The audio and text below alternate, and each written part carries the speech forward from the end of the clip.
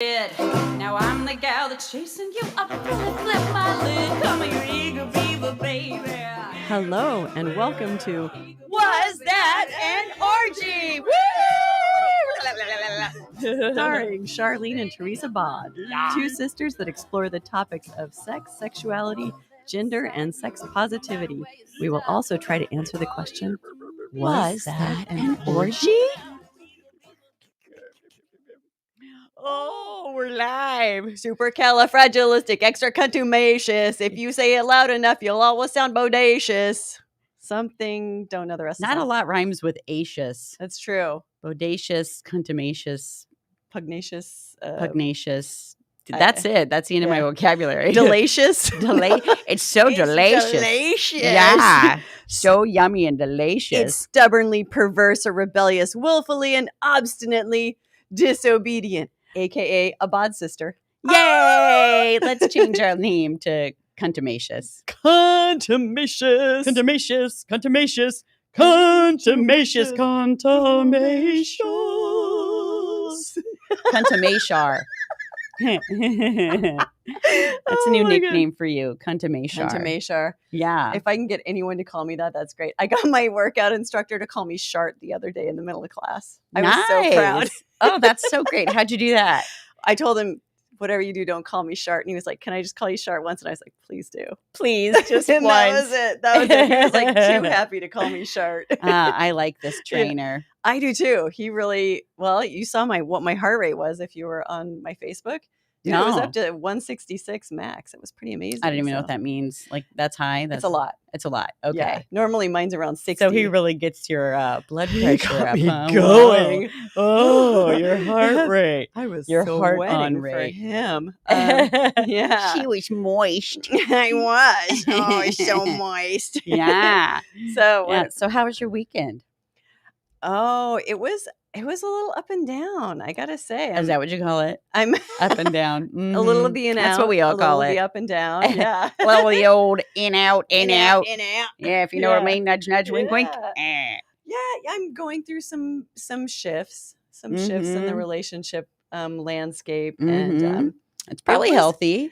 It is, and I think that the worst part of the shift is kind of behind me, which is the part that led up to the conversation. And I know this about myself, that like usually I'll build up so much anxiety about a conversation that I'll be sick for days or weeks beforehand. Not sleep, diarrhea, nightmares about being melted in a nuclear blast, things like that. Like someone died in my dreams, including myself, for about 6 days straight until I had this conversation. It's like my body does not let me not talk about things. If there is something bugging me, I have to take care of it, or I'll just never sleep.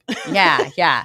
And one of the things too, I think that our negative bias brains do is that we tend to expect the worst. We're trying to prepare for the worst. Yes. And sometimes one of my coping mechanisms is I even imagine it going well. Like what? That's a crazy idea. I know. Like try to imagine it going well, because it's just it's actually more likely that it goes well, or it rarely goes as bad as you fear it is. It will. I think my last big relationship that I'm still in the midst of divorce with, every conflict was so horrible that I really might have PTSD around just you've got post traumatic relationship disorder, PTRD. I might be expecting people to just freaking flip out on me if I just express a need, and then punish you. Punish. You must be punished. You must be punished. That's funny. That sounds healthy. There's a song called "The Punisher" by the band Lucius. That was my favorite song for about 2 years. For that exact yeah, I can imagine. But this one went well. This one went really well. Yeah. What do you attribute that to? I mean, their emotional maturity and my vulnerability and openness, which is something I'm really trying to do. To just come with I feel statements and saying, oh, I feel and I need or I want, and just try not to put my nose in any business that isn't my own. Like, right. You know, Right. you can have a theory about why certain things happen, but it's not my job to express theories about those Yeah. things. It's my job to just say how I feel, what I need, what I want. Yeah. And Yeah. then it's on them to respond. Right. I like that because I think a challenging thing for us is to let go of control. Like a lot of the times Mhm. we will say things to try to, manipulate. And I don't mean that in an accusatory way, but Mhm. rather, I mean, manipulation's normal. We all like manipulate all the time in so many ways in life, but we oftentimes want to say the things to get the circumstances to change or the people to change Mhm. to meet our needs Mhm. instead of just be transparent and put Mhm. it all out there and let everyone decide together. I think that's Yeah. why oftentimes we get into those other frames of mind where we're, accusatory and blaming and things like that as we're Yeah. trying to solicit a certain outcome. Yeah, exactly. And I think part of that is have you heard about the two different cultures, the ask culture or the guess culture? No. So I think you and I definitely kind of grew up more in the guess culture, which is to try and guess if you're going to get a positive response from someone before you ask for something. So Mm. basically, you don't like hearing a no. Mm-hmm. So you would say, what are my chances, of getting Michael to drop his pants? I think they're pretty good. Hey, Michael, would Michael. you do me a favor and drop your pants, please? Whereas like, Woo! See how well that works? That totally works. I'm reformed. But maybe what I did, I didn't actually think you would do it. So actually what I just did was more of an ask culture thing, which is to just say, I have a desire. I have no idea how this is going to go. I have no idea if I'm going to get a yes or no. And I'm going to ask anyway. Yeah. And so being the ask culture thing doesn't assume that you know things about other people. Because maybe you don't. You might have enough experience with someone to be able to guess how they're going to respond, or, saying, oh, might I murder you, lady? Like they might say no. They're probably going to say no. So sometimes it's obvious what someone's going to say, but in general, ask culture is about just asking for what you want. Mm-hmm. And not trying to guess. Yeah, not thinking that you're psychic and that you can predict the future. Right. Yeah, right. And it might make you uncomfortable. It might make the other person uncomfortable. And I think the thing with guess culture is that we're really, really afraid not only of hearing a no, but also of making other people uncomfortable. Like, oh, what if I ask for something you really don't want to do? Mm-hmm. And then you feel pressured to do it. Yeah. Even though you don't want to. But ask culture, it demands that everyone be honest about what they want and what they don't want and all that. Mm-hmm. So it's challenging. Yeah. It's and good. Don't you think it part of the ask culture has a lot to do with a sense of self-worth? Like if you don't think you're worthy of getting your needs met, if you don't feel worthy as a person, then we might tend to be more guess and manipulate because we want the outcome, but we don't think it's going to happen because we don't think we're worthy. Totally could see that being the case. What's an example of a guess culture statement? Let's see. I think it's oh god. Or a situation. Okay, a situation would be like this. It would be like, oh god, I'm let's see, what would I want? You would want I really want you to massage my shoulders. Okay. So I was going to say something about ask would be a blowjob. No, you're baby Jesus butt plug. Oh, yeah. You're my sister. So let's say my shoulders are really sore. And I'm like, hey, Teresa, could you massage my shoulders? I've got a knot. And that's ask culture, obviously. Yeah. Guess culture would be like, oh, I hate it already. And but see, what I'm doing is I'm seeing how you respond to that. I'm like, oh my God, I really tweaked my neck, Yeah. And what I want immediately is just to ask you to rub my neck. Mm-hmm. But I'm going to beat around the bush and I'm going to be like, oh man, dude, I really screwed my neck up, like, wow, what's going on here? But I'm not asking. Right. I'm putting it out there and I'm reading your signs, and the reaction you just had, I'm not going to ask. Yeah. Because you're like, oh, dude, I hate this. And I'm like, see, that's ask culture. Yeah. I didn't have to ask and I got an answer. Right. Well, and even, if it wasn't prefaced like that, so let's imagine it wasn't prefaced. So I knew what you were doing because you Yeah. framed it like that. Now, if I didn't know what you were doing and I saw that, immediately I do tend to go to like, I'm a massage therapist and, and I assume that people want the magic in my hands. And Yes. so when they're doing that, part of it too is, well, I just tend to start to get triggered with that sense of responsibility. Like I know what to do and I know how to make them feel better. Yeah. But when they over exaggerate, that. Yeah. Oh, my last landlord did that a lot. It drove me nuts. No. Every time I paid rent for my office, he would just be like, "Ooh, God, my neck's been killing me," and I would just be like straining eye ligaments, rolling my eyes, like, "Oh God." You're like, "Here, let me massage you." Strangle. Yeah, totally.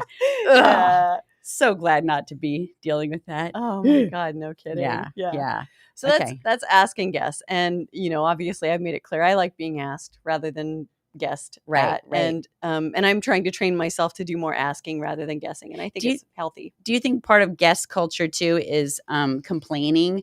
Like when you complain about what you don't want, rather, or what's happening that you don't like, rather than just ask vulnerably and transparently for what you do want. I think it is like at least a symptom of it, or maybe it stems from that same issue of not feeling like you're worthy of getting what you want. And just asking for it. And because you're assuming you're making all kinds of assumptions. Who knows what those assumptions are, but instead of just going like, wow, the solution to my problem is right in front of me and all I have to do is ask. Right. And then and have a conversation about it. Yeah. And there's something I really like about that ask culture thing is that it's not as selfish, when we're just trying to get what we want without being transparent. When you're being transparent, you're giving other people around you the information they need to make decisions that are right for them. Totally. And when we're not doing that, we're typically being more manipulative to try to get the outcome we want. And that's not as fair. That's not as, you're right. Loving. And so I like this. Getting no's in the world, I think, is something that is coming to my mind more about things I want to put myself into positions where I get more no's because we're so afraid of getting a no. Our egos hate it, because it ties into that like, oh, it's because I'm not worthy. If you have that narrative, but if you're coming from a more healed, whole place, then you can handle a no because you know not to take it personally. Totally. Or you can take it personally and you'll survive. It's okay. Like I got in my early 20s, I started asking people on dates because here in the magical Pacific Northwest, people are very passive. Yeah. And so I hardly ever got asked out. And I'm like, dude, I'm in the prime of my life and I'm never getting asked on dates. So I started asking other people out and it was really empowering. I didn't receive a no for a really long time. Eventually, I did receive some no's and rejections and stuff like that. And it was great because you find out how resilient you are. Right. You're like, whoa, I just bounced right back. Like, oh yeah, my wiener kind of hurt for a day. And then I was okay. Yeah. So, well, and I like to reframe it in my own head as I prepare for no's, putting myself out there more, is that it's not a rejection unless you agree with them. It's just really information. Totally. They're letting you know something that you don't know, which is like, oh, this couldn't work between us for whatever reason. And sometimes you don't know why they're giving you a no. Like, totally. I heard an example the other day of like someone who went to, I don't know, it was like, Princeton or something like that. And there was a big like white tie, whatever, a tie affair. And so this lady decided to try to put herself out there. And she asked who she thought was the cutest guy in the school that was single, if he would be her date and go to this event. And he said, oh, let me think about it. And then he got back to her the next day and said, I just can't do it. And she took it as a rejection. She took it like, it bought into her narrative that like, there's something about me that he doesn't like. And then she ran into him like maybe, I don't know, 10 years later somewhere in public. And he said hi, reintroduced himself. And he said, I just got to talk to you about that time you invited me to that event. I wish I had told you that the reason I said no was that I didn't have a suit. And sweetie. but all, she internalized it. Oh my and added God. to her narrative, and wasn't, it's better when we assume the best of everybody and the Mhm. best of the situation, because you just Yeah. can't even imagine. And when we Totally. just let it buy into our narrative, our wounded ego narrative, Right. then we're oftentimes assuming the worst. Yeah, yeah. So, And I think we can all do well to assume that we're not for everyone. Like, yeah. there are a lot of people who I'm just not going to be the flavor that they like. And that's great, because that Yeah. means I'm actually a flavor. That means I have personality. And You're a spicy I'm flavor. spicy. Yeah. Yeah. It's like, or maybe they don't like people who are taller than 5'5", or, it's like, you never know why why you're not their thing. And that's okay. But if you're getting constant feedback again and again about the same thing, and maybe it's a personality thing or a body odor thing, maybe think about maybe changing some stuff up. Ask for some feedback. Ask for feedback. Yeah, that's not Mhm. bad. Mm-hmm. But a lot of times, yeah, it is just personal preference. Mm-hmm. Yeah. Or it could be something that has nothing to do with whatever you're suspecting in your personal narrative. Right. It can Yeah. be like, sometimes with me, it's just even political things, like Right. if someone's talking to me and, I don't want to get into a political debate, but I find out their politics are revolting to me, for instance, which has happened. For then- example, Yeah. Revolting. barf. Yeah, totally. It's not personal to their personality. Mm. Well, the one person I'm thinking of, it totally was, but but yeah, it sometimes it can just be those subtle things. Yeah. Like, I got fetishes that you can't fill. Sorry. Yeah. Like maybe Totally. my fetish is spankings and someone with no arms asked me out, and I'm like, I don't think this is going to work. Totally. It's a horrible example. I guess you could spank with your feet, but You totally could. Or your freshly boobs. washed feet. Smack. Yeah. If it was a girl, slap you with your titties.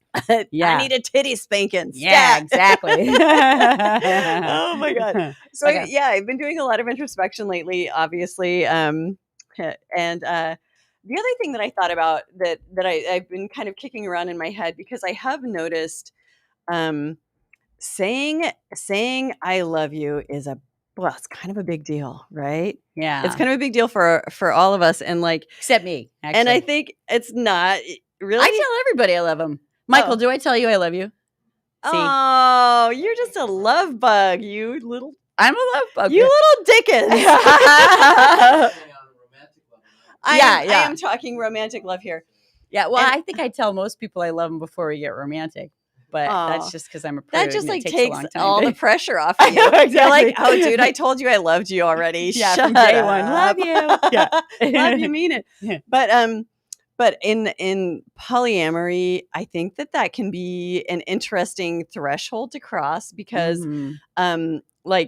you don't have an escalator, right? So Mhm, right. goodbye escalator, or we like to think there's no escalator. There can be like mini escalators that maybe go up a floor or two or something like that.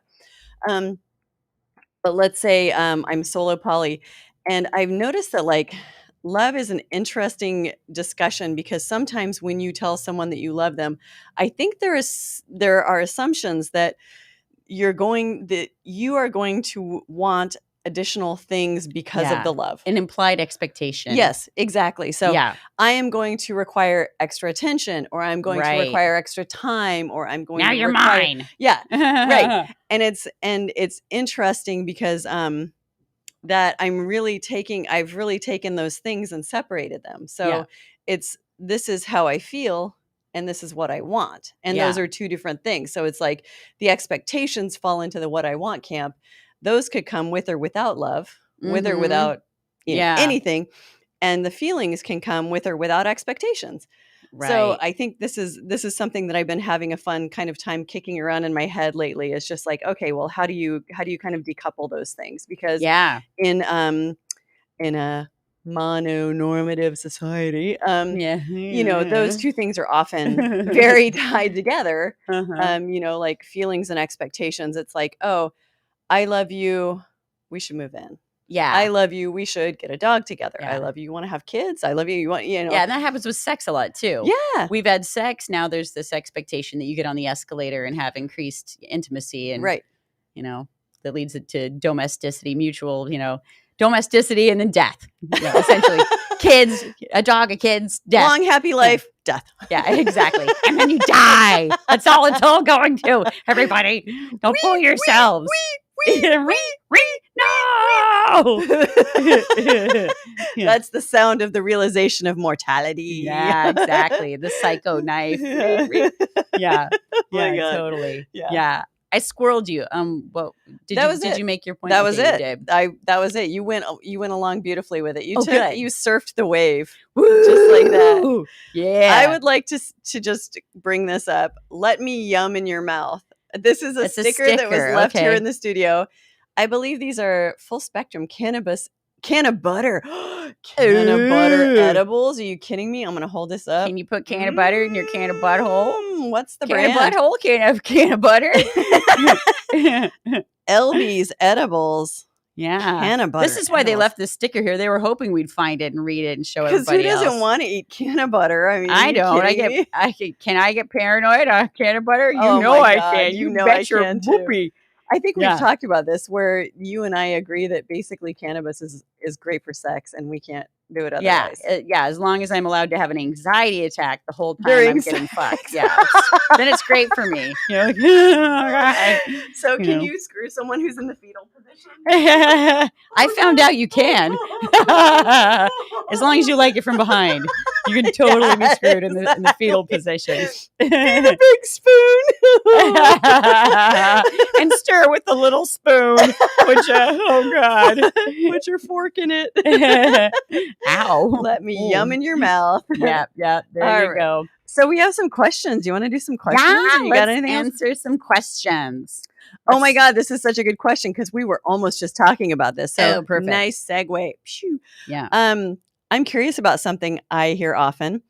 Please don't take this question as judgment because it's not. I feel judged. I'm so activated right now. I see a lot of people talk about jealousy when their partners have a date, even to the point of breaking down in tears and freaking out. If it's so hard on you to deal with your nesting partner to see other people, why are you ethically non-monogamous or poly? Is it worth it? Mm-hmm. Does the jealousy get better? Mm-hmm. Good question. Yeah. Dude, I love that question because that is something that I have thought about. I'm like, Right. This is challenging stuff. Mm-hmm. And I do question, like, is this what I want to do? And luckily the answer is yes, because I keep doing it. Yeah. Now, if the answer was no and I kept doing it, I'd be a fool. But no, for me, it's worth it. It can be really challenging. You never know when the jealousy is going to pop up. The jealousy does get better because what happens is, I think generally the jealousy is like a fear of something bad happening, a fear of loss, a fear of scarcity, something like that. So at first, your first few times seeing your nesting partner, your significant other, even not even a nesting partner, just anyone you have emotional and physical attachment to, the first few times your emotions are pretty big, but a lot of that's just fear. A lot of that's just like, oh God, are they going to like that person more? Am I going to lose time? Am I going to lose love? Am I going to, lose this or that or the other? And as this happens again and again, and you realize A, that you're okay, and B, you're not losing anything, and C, your partner might be really grateful.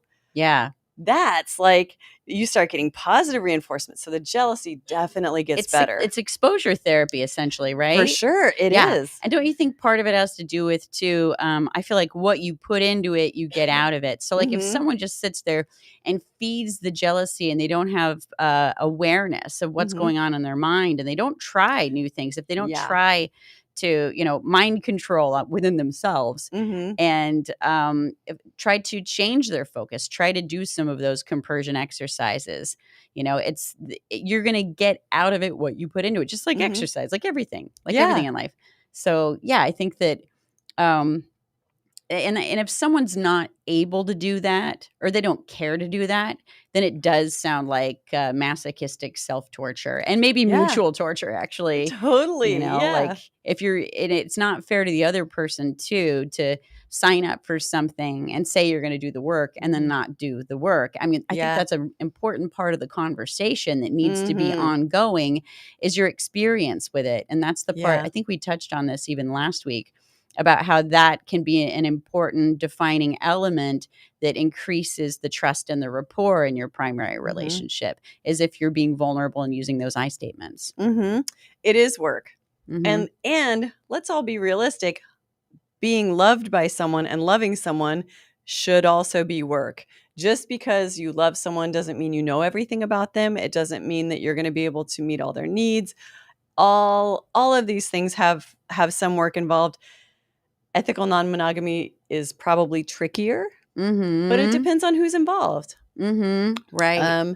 And I think that one way that you can also work on jealousy is to don't think of love as a subtractive thing. Because I love you doesn't stop me from loving anyone else. The thing that to be worried about is time and attention. Those are the things that are subtractive. If I give you time, it takes away time from someone else or something else or laundry or whatever. Yeah. Same with attention. But love is not subtractive, or at least Right. that's not how it feels in my body. It Yeah. feels like, God, I could have had 14 children, loved them all like crazy. Now I wouldn't have time to raise them all. That would be the problem. Yeah. I wouldn't have time, I wouldn't have attention for all of them, and that would suck for them. But you can love with absolute abundance. It's just you have to make sure that you're managing your time and attention Right. well. Well, you know, to be a devil's advocate to that theory of what did you call it? Subtractivity, subtraction. Subtractive. And I don't even know if that's like really a thing. I just kind of brought that up because that's like Yeah. It's a sculpture, good or theory. something like There's that. a book in your future. Oh my God, subtractive yeah. love theory. But like what I was thinking is love is an additive process. Yes, exactly. It's expansive. But for just to play a devil's advocate to people who think that way about, well, there's going to be less for me. When we think about, again, some of the old side effects of monogamy that end up suffocating the love out of the relationship is being overly dependent on each other, like not going out and infusing yourself with other relationships, expanding your support network, breathing. It can oxygenate your relationship. So maybe people that have that subtractive sort of like fear-based way of thinking can even think of it as like, well, maybe what you're doing is you're actually subtracting the shitty time you spend with each other, the suffocative time, and the lack of love, I mean, how often do people get into monogamous relationships, or just relationships, I should say, and end up just kind of becoming just feeling bored, resentful, imprisoned, and so maybe it's taken away some of the shitty parts. Totally. Or like if one person wants to sit and watch Netflix for 3 hours while the other one really wants to go out on a date, like, great. Can we consider that a win-win? Like nobody lost there. You both got what you wanted. Right. It's difficult and complicated, and you both got what you wanted. Right. I think that there's a lot of like self-love that comes up for me in this because self-love, there's so much self-love in choosing your thoughts. And so one person can sit at home and, turn on Netflix while their lover goes out and has a lover. And you can just sit there and let your mind run with its negativity bias and fear-based scenarios. Or you can intentionally choose to do something nurturing for yourself, journal, call a friend, get support. Redirect your thoughts over and over again. Nope, not going to think about that. Nope, not running a fear scenario. Nope, I'm going to compert instead and be happy for them. I'm going to choose thoughts that, this is good for them, so it's good for us, and trust. And so there's that element too. I like that. It's the thought stopping technique. And I'll go even a step further if I'm really having a hard time letting something go. Wear a rubber band around my wrist. Negative thought, snap. That's a negative thought of, I could say, oh, that's a distorted thought, or, oh, that's negative fortune telling, or, oh, that's magnification, or whatever. That's all kind of from the Feeling Good Handbook sort of stuff. Cognitive behavioral therapy. So you snap and then you go, stop. That's a distorted thought. And then you say, the reality of the situation is that my partner's not having a good time and that they'll probably come back and be so grateful. Yeah. And I really didn't want to go out tonight because I really want to stay and watch Magnum PI. Yeah. Is the snapping to bring you back into your body? It is. Okay. because you can in your head yell, Oops. stop it, stop Yeah. it, stop it, stop it. And your brain will keep kind of going over that. Like it'll step over the top. But if you do something that's like kind of jarring, it does.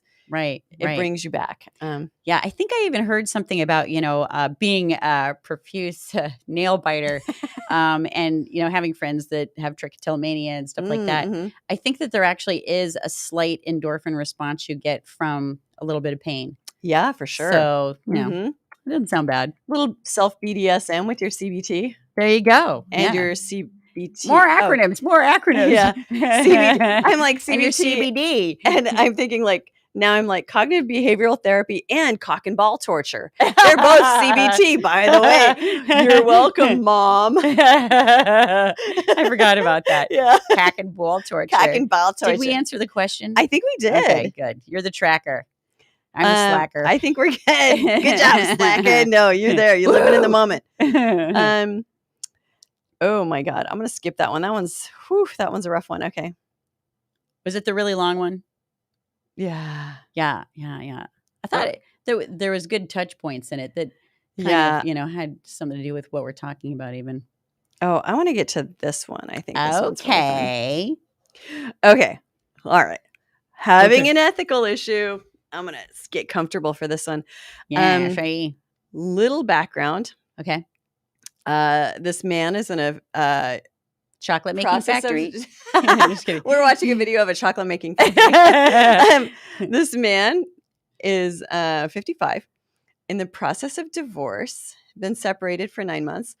And he's currently dating a woman that he knows identifies as ethically non-monogamous, and he's not really dating anyone else. They really like each other. They're kind of seeing like, oh, could this be a lasting relationship? She keeps telling him that, she's really having feelings for him. And he's feeling like they're kind of monogamous right now by default. And this is something that came up a lot in COVID. I think for a lot of people, it was kind of like ding, ding, ding. Yeah, totally. It was like, oh, you went forced to monogamy. Let's say, you have like 3 or 4 people you're dating. You're at their house. COVID breaks out, and you're like, oh God, I'm stuck with you for how long? No, I'm kidding. Yeah. So like a total crapshoot there. But anyway, okay. So his ethical dilemma is he does not want to stay monogamous at all. Mm-hmm. He gets the feeling that she might want to be monogamous. And he's like, and basically he's saying, I'm going to just nutshell this because he's nutsack it. Quite long-winded. We love you, but you're long-winded. And we love you, and you're long-winded.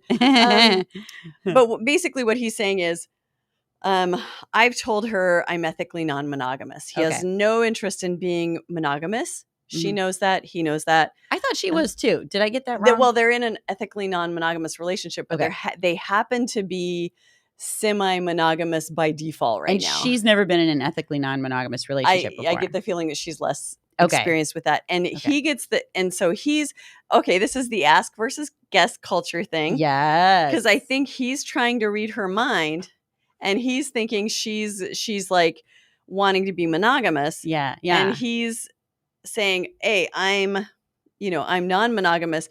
But he's kind of wondering, like, do I need to just break up with her because I'm afraid that she's getting the wrong idea that I'm going to be that I'm going to be monogamous forever, and I'm not, like, am I leading her on essentially? Yeah. And my answer to that is like, if you've been honest, she's a grown-up, right? And you're a grown-up, and so if you've been honest about it. Again, it's the thing about you can develop big feelings, but I think that she should be prepared for the fact that at some point she might lose some of your time. If if you're giving her a lot of time now, maybe start dialing back the time, even if you're not going out with anyone else, because you are going to need to navigate this very carefully. Mm-hmm. You're going to have to be very gentle about it. and not kind of go like, oh, well, I told you I was non-monogamous. I Yeah. just turned into Keanu Reeves. Did you notice Yeah, that? That you was really totally good. I did. totally Yeah. talked to Count Dracula like a gentleman. Great. Okay. Oh, Well, I just want to jump in there real quick though and say that I think that exactly what he wrote, but don't read that yet. okay. Exactly what he wrote. Is that going to stay up there? Okay, leave it up. Okay, yeah, leave it up. Exactly what he wrote is, I think, the perfect thing to say to her. Yeah. And I heard a therapist once talk about the importance of taking frequent temperature readings in a relationship, like basically great. check-ins where Yeah. on, especially if it's a newer relationship, but it's great in any relationship to check in about like, how are you feeling? How are things going in the evolution of our relationship for you? Are you having feelings come up? How are you dealing with the fact that we're doing that I'm whatever, I'm only open to a non-monogamous relationship right now. Or is that bringing anything up for you? And just asking her, because again, he might just be like fortune telling. And she might be like, I'm actually really loving it. Yeah, I can't wait to go out and like date someone else too. Yeah. You never know. Yeah, for real. That's kind of what I think too. Yeah. Is I think maybe he's reading some things into what she's saying, what she's doing, and yeah, just have that conversation. Don't be afraid of having the conversation. And if she tells you, no, it's cool, we're ethically non-monogamous, and I expect you and myself to move forward and see other people, trust her. Yeah. Yeah. And if she's lying to you, shame on her. Yeah. That becomes her problem at that point. And sadly, sometimes this is just how we discover who we are and what we're available for is by trying things on. And sometimes it's a no. Yeah. Like you find out by doing the experiment. And it sucks to lose. It sucks to not have control, especially when you like the person enough and you really want them to be open to what you're open to. But we just don't have control over that. Yeah, we don't just get to punch a bunch of buttons on a vending machine and get the perfect partner to come out. And we don't get to change people and turn them into the perfect partner. It's like, oh, sorry, we're all flawed humans. We all have to accept each other for who we are. Yeah. So inconvenient, Teresa. I agree. How could you be so inconvenient? Yeah. Where's my Burt Reynolds blow up doll? He's the perfect man. I can project on him whatever I want. Actually, his penis could be a little bit bigger. Yeah, there's no penis. Yeah, he has nothing. No big penis. I mean, I would take a cloaca. I mean, for God's sake, the dude's got nothing. Right? Smooth. Right? Okay. So we have a question. What is your general view on whether or not relationships work when one person is non-monogamous? Oh, so I do know some people on both sides who have what they call a don't ask, don't tell policy. It's very interesting. Basically, there and actually, so there can be open relationships where one partner really acts on, seeking out sex or romance or both elsewhere. And then the other partner is just really, like, no, I'd rather do this, do that, do the other, go skiing, whatever. Yeah. Whatever their hobby is. Yeah. And that can be wonderful. And, I think a lot of it's just about like really being super open about it. It's ethical non-monogamy. And ethical means you give the person the amount of disclosure that they need to be comfortable. And that might be that they don't want to know anything. And that's don't ask, don't tell. Yeah. And there are many couples that work that way. And then there can be ones who really like full disclosure. And it can work that way as well. I think as long as everyone's being really honest about how they feel about that arrangement, I think it's great, because sometimes like you can get one person who has a really high sex drive and the other person has a very low sex drive, and like they can spend all their time being frustrated about not being able to meet in the middle. Or we can say, hey, you high sex drive, can you go get laid elsewhere? Like, go have fun. Yeah. I don't want to. I'm okay. And I'm happy about that. And they still have this great relationship and they can still have all the partnership. But that one area where they don't meet, it's kind of like, just to really simplify it, imagine one person loves camping, the other one hates it. You'd be like, sweetie, go camping with your friends. I Yeah. do not want to go out and get dirty. Yeah. It's, Right. I mean, yes, Right. it's more complicated than that, but Yeah. you can sort of frame it that way. Yeah, I think that's one of the glorious and horrifying things about going like beyond monogamous, is that you can do it however you want. And Yeah. so that's the glory. And then the horror is that you have to figure it out and you have to do Yeah. all the communicating and the Yeah. opening up. And again, I mean, there's so much beauty and bonding and trust and rapport building to be had in that. Yeah. So, and for me, it just comes down to if it works for them. Like in that book, Polysecure, Mhm. they were talking about different relationship structures where Yeah. some people just found themselves, they got into the marriage because they really wanted kids and the security of the house and the husband and this and that. And I'm thinking of this one where it's a woman and a man. And the woman eventually, she was just really never into sex, but she was dutifully going through with, the sexual relationship because to just keep him happy and get kids. But then when she had kids, she just was honest and was like, the sex thing, I've just never liked it, and it's okay if you want to get things elsewhere.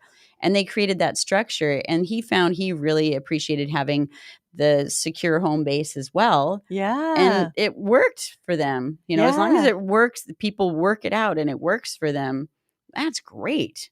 Yeah. No harm, no foul. But yeah, if one person is being non-monogamous and the other person can't handle it and it's compromising their own constitution, mental constitution, then that ain't no good. Yeah. If you're enduring anything, don't endure it. Like, enduring is not the same as consent. Enduring is like that's kind of fear-based or loss-based. It's like, so enduring is like, I don't have a choice in this, so I should just go along. Yeah. So don't ever endure anything.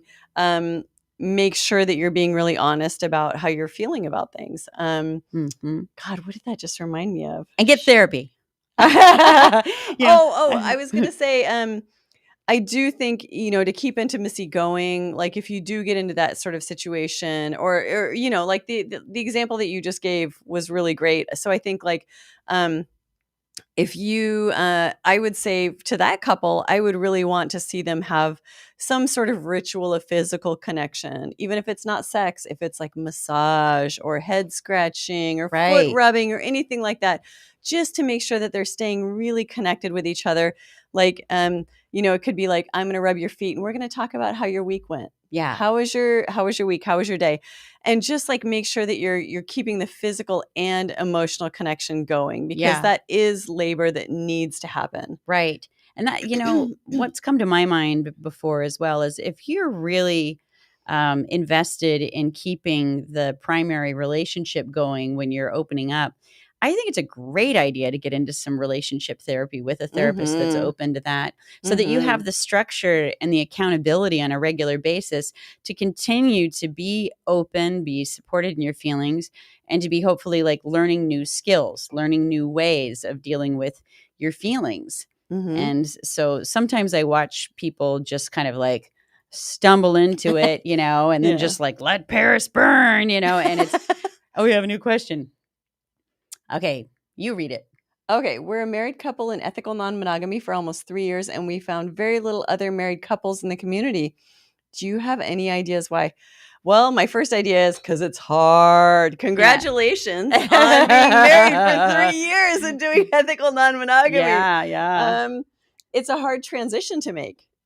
So, the fact that you were married, I'm assuming you were married before you went into ethical, and I'll just say, I know you, so I know you were. But, you were married first and you made the transition successfully into ethical non-monogamy. And that's really hard. Like both people have to be equally invested in it. It's super tricky. Sometimes one couple, one person in the couple will be successful for a while the other person's struggling. And so it takes a lot of courage and a lot of strength. So congratulations to you guys for doing it, first of all. That is, so, and it's really, I think it is because it's difficult. And I think because, it's hard to find community around that. So there are poly communities on Meetup, but COVID's really sort of stepped on the balls of a lot of those things. And that's for shizzle. Yeah. So those normal social outlets like, Sex Positive Portland, the kind of, I can't remember. Empowered Pleasure. Yeah. Empowered Pleasure is doing a good job of staying really relevant. But then there are other poly communities that they've just really dwindled. And so I think that's part of it, is that a lot of people kind of got back into forced monogamy. I'm really hoping that once Omicron's gone, that maybe we'll start, coming out, and maybe you'll start seeing more people again. Can I want to add, this is not like a feeling, but more of a pondering suspicion. Do you think part of it could be that if people are going into ethical non-monogamy and they're not doing all those therapeutic practices, that it can be the beginning of the end? Like if they're not self-educating and getting the support that they need to really learn how to do it ethically and in a loving, supportive manner, then it can just be like, tossing a grenade in a relationship. Totally. And sometimes it's handy for that. Like sometimes people want that. Yeah. If you're ready to burn the motherfucker down and your partner says, hey, I've been eyeing this barista down at the coffee shop, you're like, fuck yeah, let's do it. Because you're like, let's throw a match on this thing. Yeah. That happened to me before too. Yeah. You're like, I got one foot out the door. You're going to go ahead and ask this question. Yeah. Perfect. I had a partner say once, hey, all that stuff that you've ever wanted me to do, like, nonviolently communicate, and hold you when you cry and, be a good listener and all that kind of stuff. I'll be honest, I've never wanted to do any of that. And, I don't think I ever will. And so it's okay if you want to go out and get your needs met by other men. And at very first I was like, oh, thank God, some hope after 7 years of, hitting my head against this wall.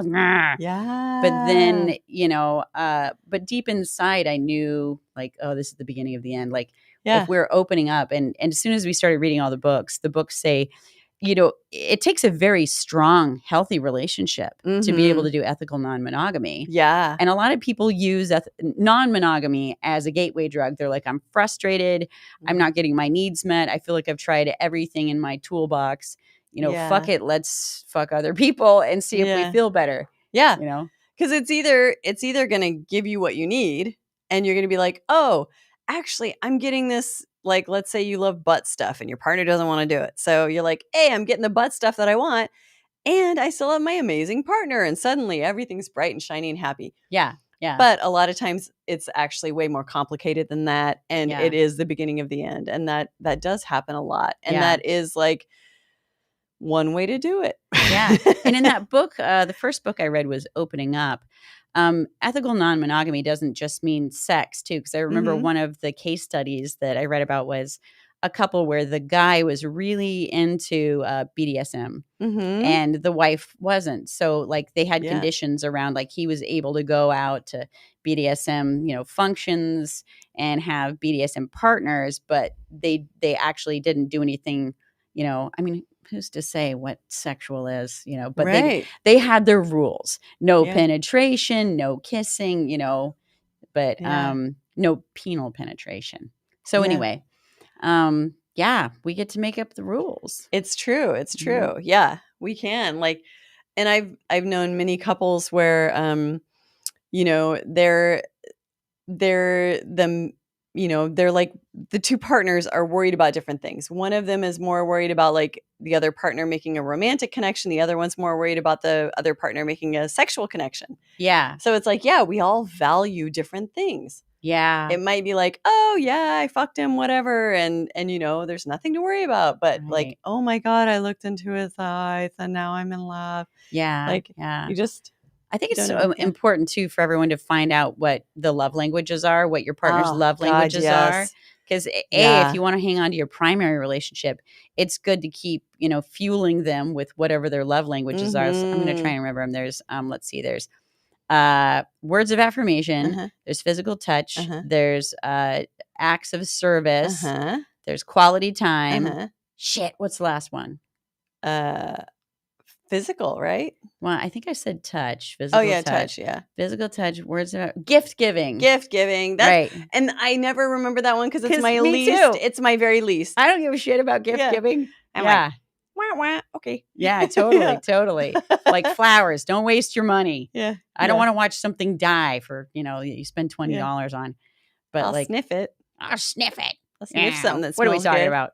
Yeah, so I think right. smells should be dirty memes. That should definitely be a love language now. Dirty memes. Like disgusting memes for sure is a Maybe love that language. could be words of affirmation.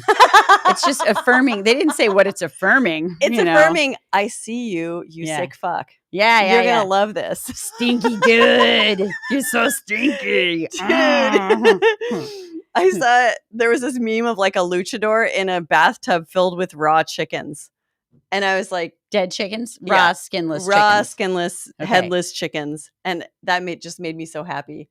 Really? Yeah. You have a It weird was just so funny. food fetish? Or No, some kind it of- was just so funny. Like I was just like, it's random humor. Gotcha. Random just humor. Random humor is just Yeah. maybe random humor is a love language. I Yeah. don't know. Yeah. I saw it. I yeah. felt love. I believe it. I like the I- absurd. Totally.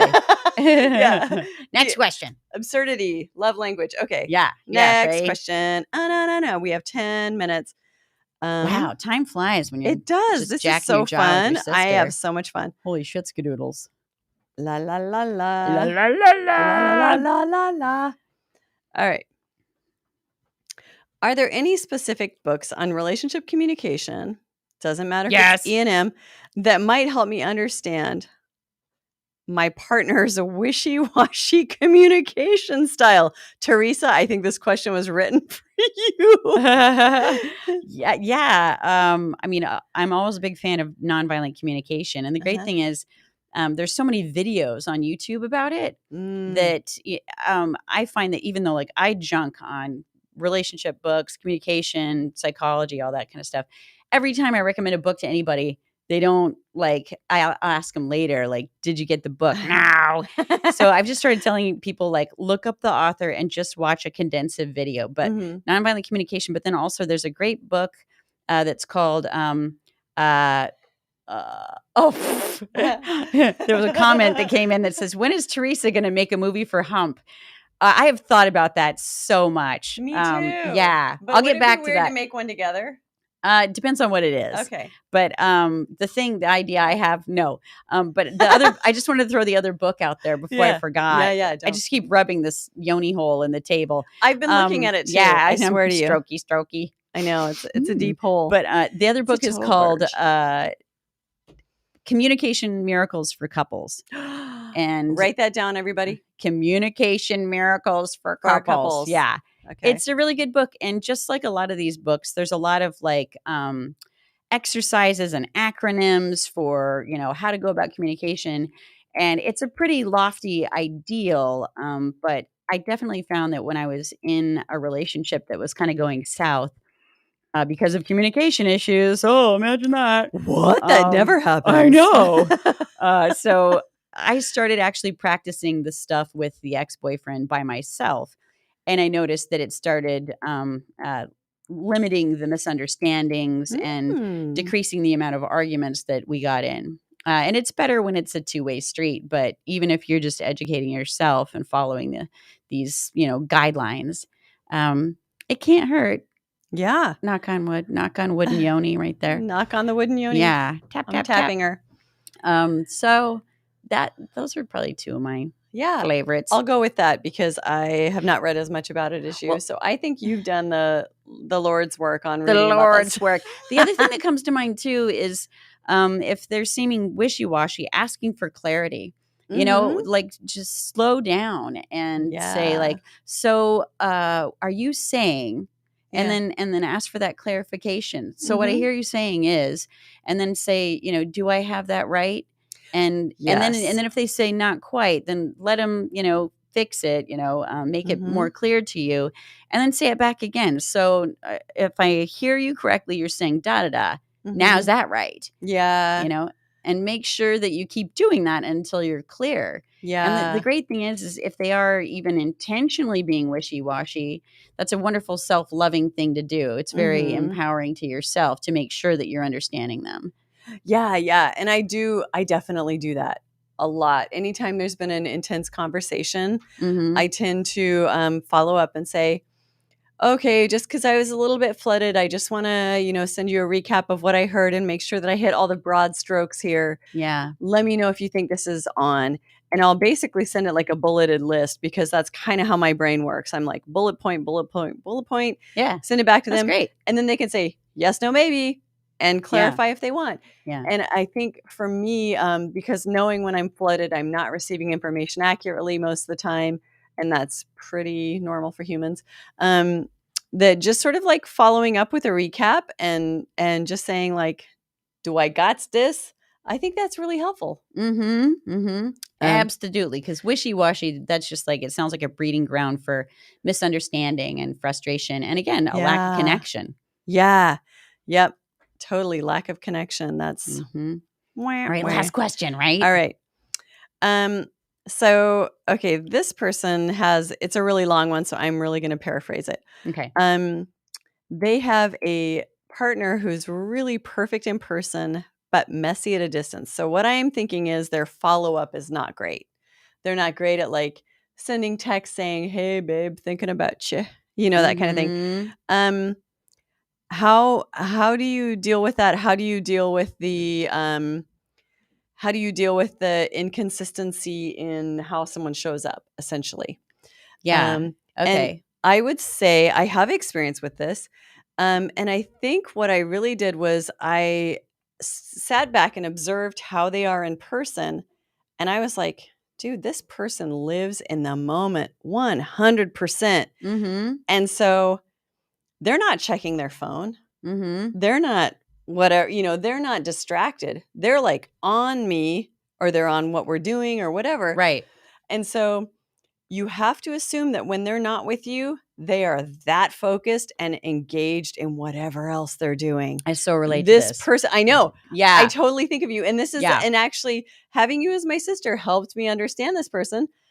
And I was like, that's beautiful, because you know what I get out of that is when I'm with them, they are 100% with me. And that Absolutely. feels so good. Yeah, that's it's beautiful. I love that this came up, because this is what came up a lot with me and the last person I was seeing, is that he would get frustrated when I would not be as responsive as he would like. And that's one of the things I said is like, one of the benefits of me is that when you're with me, my attention is 100% on you and I don't check my phone. Yeah. And then when I'm not with you and when I'm with someone else, same rule applies. I want to be present with the person that I'm with. Yeah. And the other thing too is you have to clarify what your needs and expectations are, and go back to the asking. You need to ask that person. You can't expect them to read your mind either. And so it's important to come forward and say, and to it brings up the theory of like insecure attachment styles, where it's important to ask for reassurance. If you're feeling insecure, ask for reassurance. Just say like, hey, I'm feeling insecure.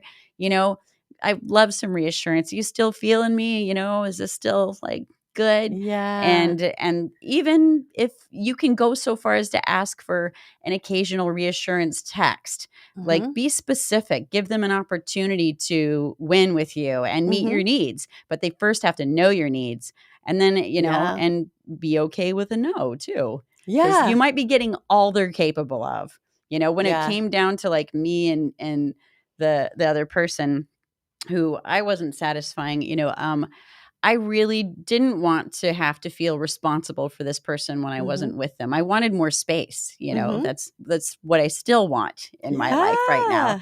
I'm great. All the years of 22 years of serial monogamy. I'm like, oh, take care of yourself for a while. I need to be around independent people, So and yet someone else would say yes to that and find that to be endearing and beautiful. But I'm not that person right now. Yeah. Sorry. Absolutely. That's the beauty of it. Like you're being honest about what you're capable of and what you need, and they're being honest about what they need and what they're capable of. And I can't read your mind. Reach out when you want reassurance. And I'll reassure you. But and it's actually really good to be specific, kind of in the beginning of a relationship. So you say, well, if I send you a text message and more than 24 hours passes, I'm probably going to start taking it personally. Yeah. For some people, that threshold could be 3 hours. And that's the case where you're like, yeah, this isn't going to work. You're Yeah. going to be like, no, I might not get back to you for like 12 or 18 hours, but it'll be within a Right. 24-hour threshold, but it's not going to be 3 hours. And it's okay to negotiate these things up front. It shouldn't feel like a burden. So only agree to what you feel good about, only agree to what you think you can really do and follow up on. Yeah. And ask for what you want and what you need. Yeah, I like the idea of just the being open to renegotiation. Yeah. Because we all change. And when people get stuck in like hard rules for the relationship, sometimes that can lead to relationships ending. Oh, If they're not flexible and you can't grow, then a lot of the times people are like, all right, well, I guess I need to leave you. Yeah. Sorry. Yeah. Whereas it might just be a simple little tweak Mm-hmm. that might make everyone feel okay. Yeah, exactly. Yeah. We love tweaks and tweakers. Yeah. No, I don't love tweakers. I don't love tweakers either. They rob your shit. Whoa, Exactly. it's 6 o'clock. Wow, it's exactly Oh my time. God, that's crazy. Bum, All right, I'll bum, just say it like I do every time. Don't forget to like and subscribe because it really helps us get out there and possibly make ad money one day. Give her money on Patreon. She's paying for all this shit and it costs money. Okay. Yeah, I'm cool. Okay. Maybe we'll I had a funny idea. What? We could do one episode where like the Patreon viewers can get the under the table view. Oh, that's a great idea, actually. Yeah, we'll just have like a live streaming camera under the table that goes to Patreon. And we're like, scratch. Yeah. And you'll never know what we'll be wearing. I might have my under the table. Oh yeah, he's gonna play my video. Are you playing it? This is a song my friend wrote for Dick Van Dyke. It's his anniversary, so we'll leave you with this. Yes. Oh, that's me in the white wig, Phyllis Diddler. Yeah, we were hammered. When it really comes down to stoking our fires, it's a mutual thing, and there ain't no doubt. We like